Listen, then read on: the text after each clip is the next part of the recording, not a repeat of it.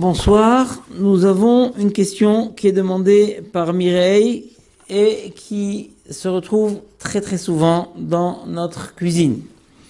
Mélange viande, poisson et lait et poisson.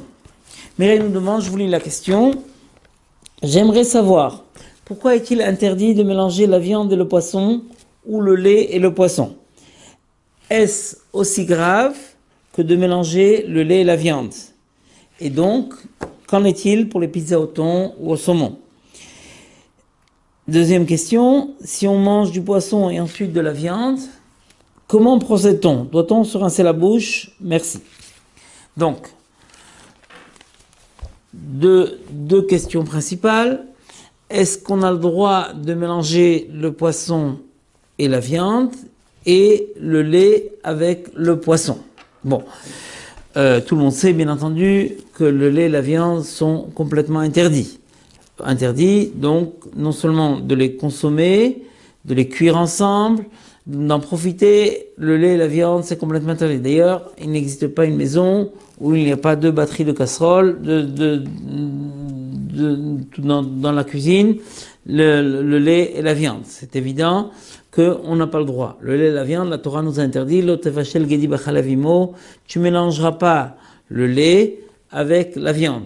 Et même s'ils ne sont pas cuisinés, les consommer en même temps, c'est interdit. Les Chachamim nous ont ajouté aussi que le lait et la viande, donc la viande, puisque elle reste pendant longtemps dans la bouche, etc., on n'a pas le droit, il y a un temps qui diffère selon les communautés, entre le moment où on a mangé de la viande et on a mangé du lait. Par contre, le lait d'abord, puis après la viande, alors cela est permis, mais il y a certaines précautions à avoir, on va voir ça tout à l'heure.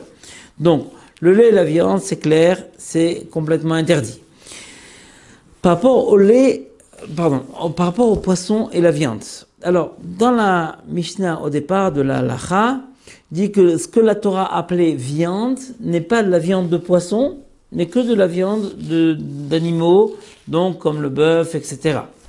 Le poisson n'est pas appelé viande, donc au fait, quand la Torah interdit le lait et la viande, elle n'a pas du tout interdit le lait, la viande et le poisson. Par contre, le Chachamim nous ajoute dans la Gemara, dans le Talmud, que le poisson et la viande posent un autre problème. Mais le mélange des deux choses, surtout quand ils sont cuisinés, alors peut engendrer des problèmes de santé. À tel point, la Gemara va dire qu'il y a une maladie qui s'appelle la tsaraat, on peut appeler ça une sorte de lèpre ou quelque chose comme ça, peut se déclarer si on mélange le poisson et la viande. Et nos sages ont été très loin avec cette interdiction. C'est-à-dire que le lait et la viande mélangés peuvent nous rendre en danger, donc on fera très attention à ne jamais mélanger les deux choses. Tout d'abord, on n'a pas le droit de cuisiner les deux choses ensemble, même si dans un four, on a mis du poisson et en dessous de la viande, puisque se répand une odeur, se répandent des particules, se répandent de l'un à l'autre, les deux produits deviennent interdits. Pourquoi? Parce qu'il y a un danger. Et le fait que la Gemara nous dit clair qu'il y a un danger de mélanger les deux choses, donc on n'a pas le droit de les consommer les deux ensemble. Maintenant, par contre, par rapport aux ustensiles, les Chachamim n'ont pas interdit, et nos sages n'ont pas interdit les ustensiles. On a le droit d'avoir des ustensiles de viande pour les utiliser pour le poisson et vice versa. Il n'y a pas de différence entre les ustensiles qu'on utilise pour la viande et pour le poisson. Simplement, il est évident qu'il faudra bien les nettoyer. Pourquoi? Parce que les particules à l'intérieur de l'ustensile qui vont rejaillir ne suffisent pas pour donner un goût qui va rendre en danger notre santé. On sait que par rapport au lait et à la viande, il est évident que les particules qui sont dans l'ustensile interdisent le produit parce que il suffit d'un petit peu de lait qui soit mélangé avec la viande pour que tout le produit soit interdit. Mais les ustensiles qu'on utilise pour le poisson, les ustensiles qui sont utilisés pour la viande peuvent être tout à fait les mêmes. Aussi, on peut manger le poisson d'abord et juste après manger de la viande. Il n'y a pas de problème. Simplement, les Khamim nous ont donné 3 choses qu'il faut faire entre le poisson et la viande. Première chose, c'est de faire passer le goût dans la bouche. Donc, il faut boire quelque chose. Aussi, les résidus, faut les enlever. Et donc, il faut manger quelque chose qui n'est ni viande ni poisson entre les deux. On peut manger un bout de pain ou n'importe quoi pour faire passer donc les résidus qui sont dans la bouche. Puis finalement, on a la troisième chose que les Khamim ont instituée, qui n'est pas évidemment valable pour aujourd'hui, c'est que après avoir mangé du poisson, on doit se laver les mains pour manger de la viande. Cet interdit qui est marqué dans la halakha, donc qui est stipulé dans le Shulchan Aruch, oui, n'est plus tout à fait valable aujourd'hui. Pourquoi? Tout simplement parce que à l'époque, il est évident, le problème c'est que on n'utilise pas vraiment de fourchettes et de couteaux pour manger. Alors on utilisait ses mains, donc on mangeait le poisson avec les mêmes mains que la viande, et donc il fallait se rincer les mains entre les deux.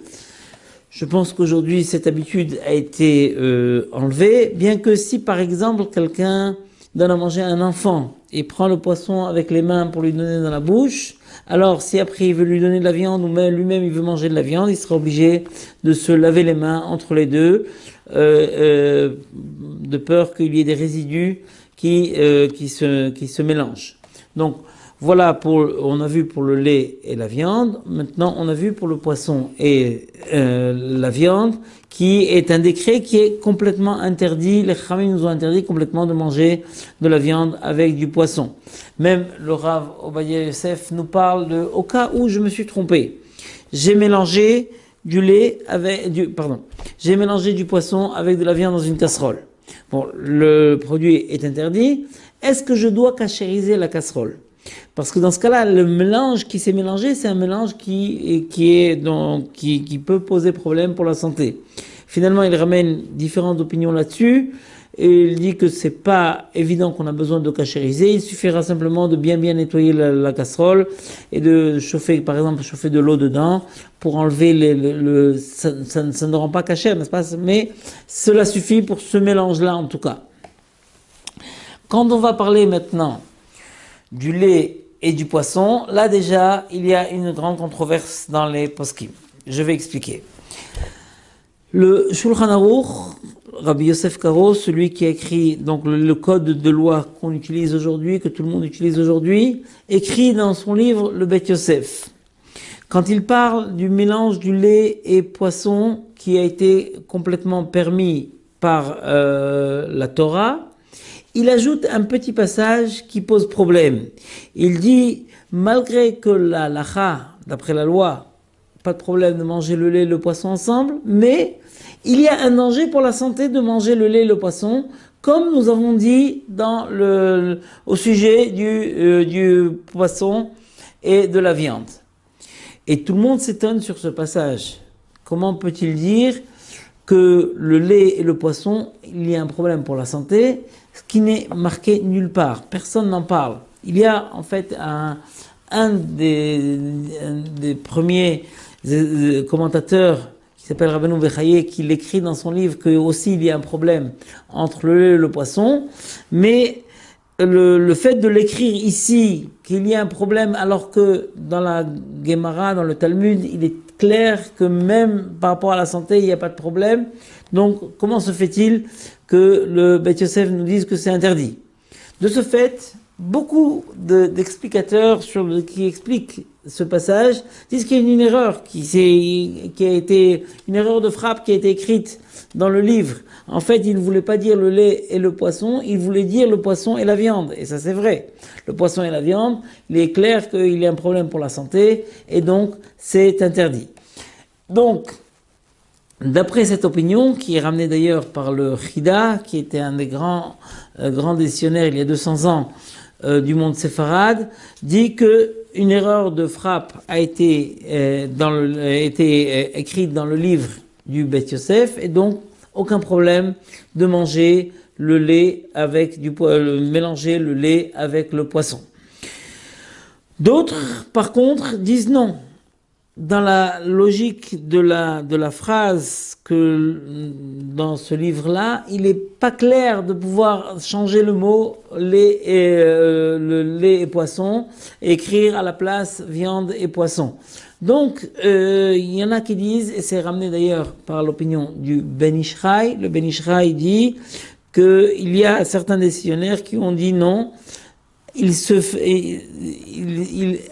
paraît qu'à l'époque du Beth Yosef, il y avait effectivement un danger entre le lait et la viande. Et d'autres, pardon, pas le lait et la viande, bien sûr, le lait et le poisson. Alors, justement, ceci pose problème, c'est-à-dire que il dit qu'à son époque, les médecins ont décidé que ça posait un problème de santé. Et donc le Ben Ishraï nous dit, et comme ça ramène donc d'autres décisionnaires d'aujourd'hui, qu'il faut éviter de mélanger le lait avec le poisson. Maintenant, pour le monde ashkénaze, par exemple, le Khatam Sofer, qui était aussi un des grands décisionnaires il y a 150 ans, dit que non, il est clair que c'est une erreur, comme nous dit le Rama, celui qui commente le Beth Yosef sur place. C'est une erreur, il n'y a pas de problème, et jusqu'à aujourd'hui, dans la plupart du monde ashkénaze, il ne voit aucun problème de mélanger le lait avec le poisson. Par contre, dans beaucoup de communautés, par exemple dans les communautés syriennes ou libanaises, etc. et tout, ils ont pris l'habitude de ne pas manger du tout du lait, de ne pas mélanger le lait et le poisson. Consommer ces deux mets ensemble, pour eux, était au même titre que consommer donc du poisson avec de la viande. Même dans certaines communautés, ils se rinçaient les mains entre le lait et le poisson. Maintenant, les décisionnaires rajoutent que le problème lait et poisson n'est pas valable pour le beurre et le poisson. C'est-à-dire que dans beaucoup d'endroits, à l'époque, ils n'avaient pas vraiment d'huile et donc ils utilisaient le beurre pour frire, par exemple. Ils faisaient des fritures de poisson avec du beurre. Et là, la plupart, il y en a encore qui interdisent, mais la plupart disent que le beurre et le poisson ne posent aucun problème. Quand il est du beurre et du lait et du poisson et du fromage, là oui, il y en a qui disent que oui, il y en a qui disent que non. Finalement, la question a été demandée à des médecins de l'hôpital Shaare Zedek à Yerushalayim, qui ont dit que ils ont bien vérifié, il n'y a aucun danger à notre époque de mélanger du lait avec du poisson. Mais finalement, le Rav Shalom Messas avait répondu à cette question en disant cela dépend des habitudes. C'est-à-dire ceux qui ont pris l'habitude de ne pas mélanger, n'ont pas le droit de mélanger. Ceux qui ont l'habitude, qui n'ont pas fait attention à ça, ils ont le droit de continuer. Il y a quelque temps, j'étais en France, chez un ami, et il m'a proposé une pizza. Une jolie pizza avec du fromage, mais en dessous de la couche du fromage, il y avait du saumon. Donc, j'ai vu que l'habitude était, dans cet endroit-là, de mélanger. Il ne voyait pas de problème. On nous servait une pizza au thon, une pizza au saumon, etc. Ceux qui ont pris l'habitude de ne pas mélanger ne doivent pas le faire. Ceux qui n'ont pas eu d'habitude ou qui ont l'habitude de oui mélanger ont le droit de continuer à leurs habitudes. C'est comme ça que le Rav Obadiah Yosef répond à cette question, que le lait, donc le lait et le poisson, il faut éviter. Le lait avec le fromage aussi. Le lait avec non, pas le lait avec le fromage. Le fromage avec le poisson, il faut éviter. Par contre, le poisson avec le beurre, il dit qu'il n'y a aucun problème. Voilà donc pour la réponse à la question. On a le droit de manger si on n'a pas eu d'habitude ou si dans notre communauté on a l'habitude de le manger. Voilà, bonsoir.